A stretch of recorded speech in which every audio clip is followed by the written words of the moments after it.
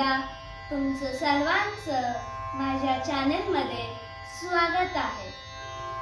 आज मी विचार करत होती की मी एवढी गाणी वाजवली जी तुम्हाला आवडलंच असणार, म्हणून मी म्हटली की माझा जो मेन मोठा आहे क्लासिकल, आज आपण ते करणार आहोत। मागच्या एका व्हिडिओमध्ये मी तुम्हा सर्वांना सांगितलं होतं की मी पुढच्या व्हिडिओमध्ये कालिंगडा या रागाची सरगम गीत सादर करेन आणि आज मी हा व्हिडिओ या रागाच्या सरगम गीत बनवणार आहे। तर सरगम गीत करण्याच्या आधी आपण या रागाचं थोडं चलन बघूया, म्हणजे हा राग आपला पुन्हा एकदा लक्षात येईल आणि मग याच्यानंतर याची सरगम गीत कशी आहे ती बघू। तर चला याचं राग चलन बघूया।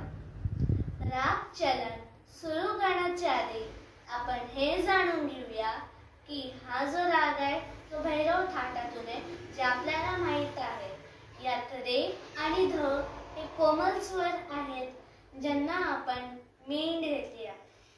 तर चला याचं राग चलन बघूया। तर चला आपण आता या रागाचं राग चलन बघूया।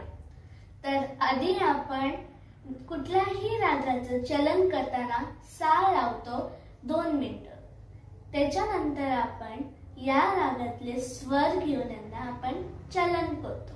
तर चला मी सांगते कसं करायचं।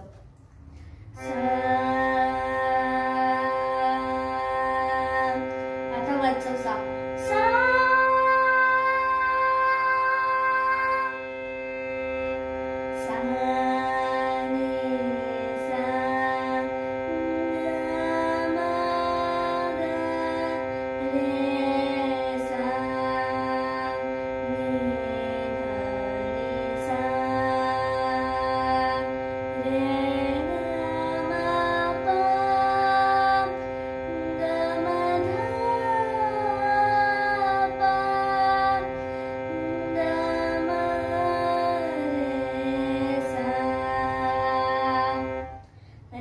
चलन करताना मला एक गोष्ट सांगायला आवडेल की या राग जो आहे किंवा कुठलाही राग, जे स्वर असतात ते नेहमी मंद्र सप्तकापासून सुरू होत। जसं मी आधी नी पासून सुरुवात, कोमल ध पासून हळूहळू मी गेले। तर चला आता आपण याची बंदिश बघूया। आता जी आज मी बंदिश गाणार आहे ती मी फक्त तानपुरावा गाणार आहे, ताकी तुम्हाला ती बंदिश चढ उतारामध्ये कळेल। मी हेही सांगितलं होतं की हा जो राग आहे त्यात चढ उतार खूप आहेत, जसं सा नी ग सा, इथे सूर चुकतो मोस्टली। फॉर एक्झाम्पल आता मी घेते म आणि कोमल रे, प म रे सा। आता मोस्टली काय होते जसं की प म रे सा असं आपण गाऊन देतो। तर यात आपल्याला तो चढ उतार आहे त्याचं लक्ष ठेवायचं आहे आणि म्हणून ही बंदिश मी आज हळूहळू तानपुरासोबत गाणार आहे, म्हणजे ती तुम्हाला नीट समजेल। तर चला आपण ही बंदिश बघू।